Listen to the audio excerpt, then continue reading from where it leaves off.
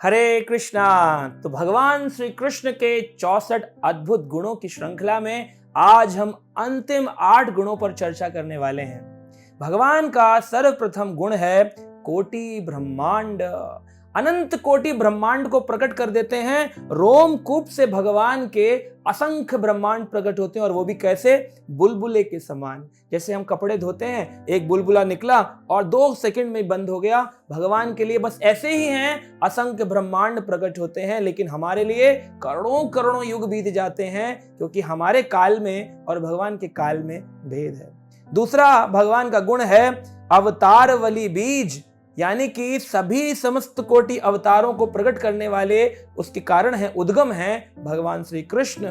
कई बार लोग बोलते हैं कृष्ण तो विष्णु के अवतार है ना।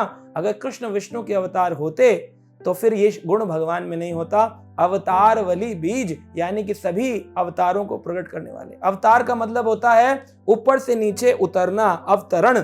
तो भगवान कृष्ण अवतरण करते हैं। श्रीमद् भागवतम के प्रथम स्कंद 3 अध्याय के 28 नंबर श्लोक में वेद व्यास जी कहते हैं, एते च अंश कला पुंसा कृष्णस्तु भगवान स्वयं इंद्रियारि व्याकुलम लोके मृडयन्ति युगे युगे। कई अंश अवतार हैं, कई कला अवतार हैं, परंतु कृष्णस्तु भगवान स्वयं। तीसरा भगवान का गुण है हतारी गतिदायका, जो जिन लोगों को मारते हैं, जिन दुश्मनों को, उनको भी मोक्ष प्रदान करते हैं। महाभारत के युद्ध में जितनी 18 अक्षौणी सेनाओं में सिपाही, रथी, महारथी मारे गए, सभी को कृष्ण ने मोक्ष प्रदान किया। चौथा भगवान का गुण है आत्माराम गण आकर्षी। योग आत्मा रमण करने वाले ऋषि मुनि होते हैं, उन सभी को आकर्षण करते हैं भगवान। चतुष्कुमार, 4 कुमार, सनक, सनंदन, सनातन, सनत कुमार चले आए थे वैकुंठ का दर्शन करने। जय विजय ने उनको कहा तुम यहां से निकल जाओ, निर्वस्त्र रूप में घूम रहे हो, और उन्होंने श्राप दिया कि तुम जय विजय को नीचे जाना पड़ेगा और असुर बनना पड़ जाएगा। 3 बार हिरण्याकश्यप हिरणाक्ष बन करके, दंतवक्र बन करके और शिशुपाल बन करके, और आपको आना पड़ जाएगा रावण कुंभकर्ण बन करके। तो ऐसे श्राप पाने के बाद में जब उनकी चर्चा चल रही थी, कृष्ण वहां प्रकट हुए विष्णु रूप में, और वहां पर अपने गरुड़ पर बैठे हुए भगवान जब नीचे उतरे तो भगवान के चरणों में अर्पित मकरंद खुशबू निकल रही थी, चंदन, तुलसी, उसकी सुगंध मात्र से भगवान ने उन चतुष्कुमारों को आकर्षित कर भक्त बना दिया। हम देखते हैं रुक्मिणी माता ने भगवान कृष्ण के गुणगान सुने थे, और उस गुणगान को सुन के ही अपना समस्त कोटि भगवान को दे दिया, और रुक्मिणी जी को भगवान ने विवाह किया, उनको उठा करके ले आए और उनसे विवाह कर लिया। हम देखते हैं गोपियों को भगवान ने वेणु बजा करके अपनी ओर आकर्षित किया। आत्मा राम गण आकर्षी, जितने भी आत्मा रमण करने वाले भक्त हैं सबको आकर्षित कर लेते हैं कृष्ण। भगवान का 5वां गुण, 6ठा गुण और 7वां और 8वां, जो 4 गुण हम चर्चा करने वाले हैं, ये वो गुण हैं जो कृष्ण में हैं लेकिन विष्णु में नहीं है। तो 60 गुण जो अब तक हमने चर्चा किए, ये सब विष्णु में भी हैं, लेकिन 4 गुण जो अब हम चर्चा करने वाले हैं, ये विष्णु रूप में भी नहीं है, किसी भी अवतार में नहीं है, केवल भगवान श्री कृष्ण में ही संपूर्ण 64 गुण विराजमान है, क्योंकि वो ही परम भगवान है।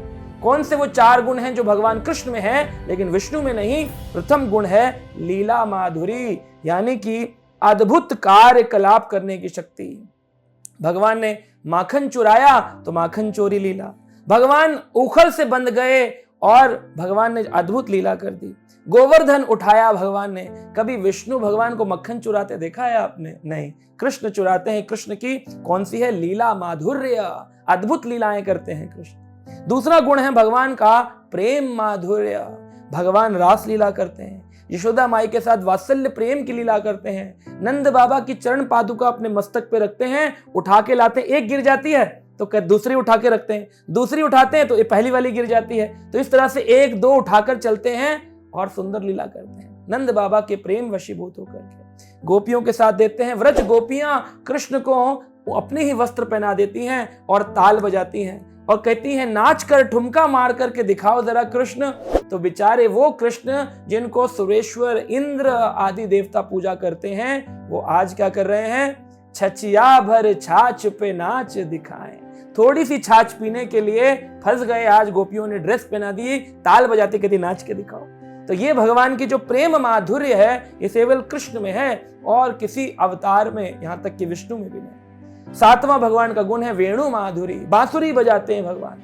ये बांसुरी कोई साधारण बांसुरी नहीं है, हम लोग भी बजाते हैं। इस बांसुरी से अलग अलग धुन निकलती हैं अलग अलग लोगों के लिए। और नंबर क्या है? इस मोबाइल का एक ही नंबर है 00000, लेकिन अलग अलग लोगों को जैसे कॉन्टैक्ट हम लिस्ट में होती है, अलग अलग ट्यून्स बजती हैं, वैसे ही कृष्ण के ट्यून्स हैं अलग अलग। एक ट्यून बजाते हैं भगवान शिवजी ब्रह्मा जी को आकर्षित करने के लिए, दूसरी ट्यून बजाते हैं भगवान यमुना नदी विपरीत दिशा में बहने लगती है, तीसरी ट्यून बजाते हैं तो चंद्रमा की गति रुक जाती है, चौथी ट्यून बजाते हैं तो गाय दौड़ी चढ़ी आती हैं, कहती कृष्ण ने बुलाया है, उछलती हैं चली आती हैं। पांचवी ट्यून बजती है तो सारे के सारे ग्वाल बाल आकर्षित होकर के कृष्ण के पास आते, कह रहे भोजन का समय हो गया। छठी ट्यून बजती है तो षड ऋतुएं प्रकट हो जाती हैं, एक ही काल में 6 ऋतुएं प्रकट हो जाती हैं, एक ही काल में, वरना काल अलग अलग है, 6 ऋतुएं प्रकट हो जाती हैं। सातवीं ट्यून बजती है तो पत्थर पिघल जाते हैं। और भगवान के 8वीं ट्यून बजती है तो श्रीमती राधा रानी के हृदय को आकर्षित करके राधा रानी से मिला डालती है। तो भगवान की अष्ट धुन बजाने वाली स्पेशल वेणु माधुरी लीला ये भगवान विष्णु के पास नहीं है। और आखिरी अंतिम गुण, अष्टम गुण भगवान का, जो कि स्पेशल भगवान को बनाता है, रूप माधुर्य। भगवान का रूप जो है वो अतिशय आकर्षक है, सबको आकर्षण प्रदान करता है। द्वारका का जो रूप है भगवान का, द्वारका वासियों के लिए पूर्ण रूप है।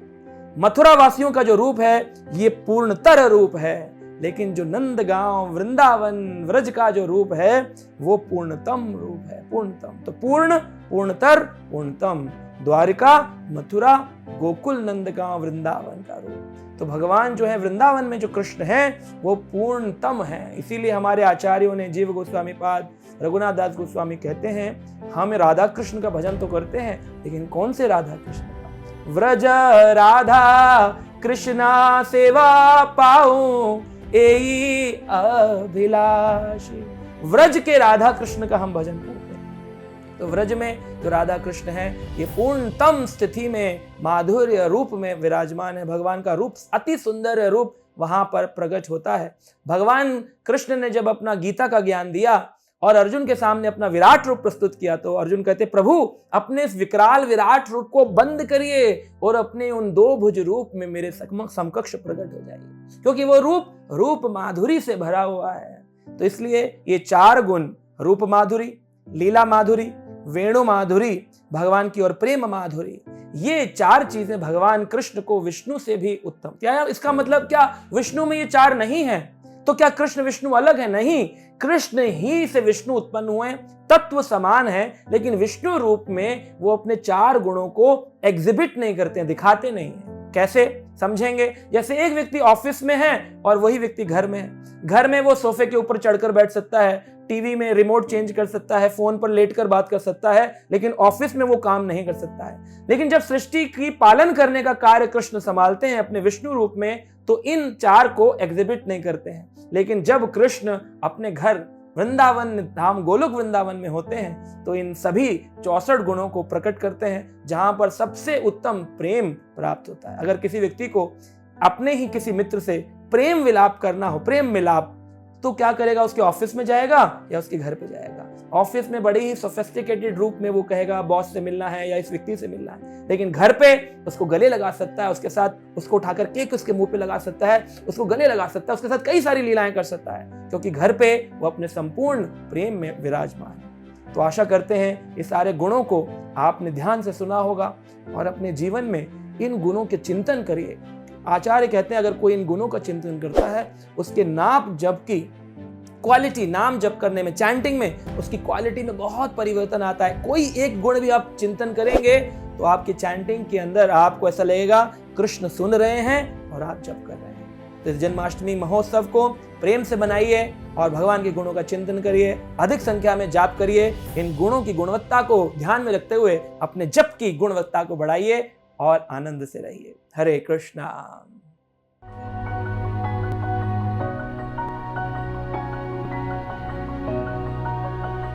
Subscribe now and press the bell icon. Never miss an update.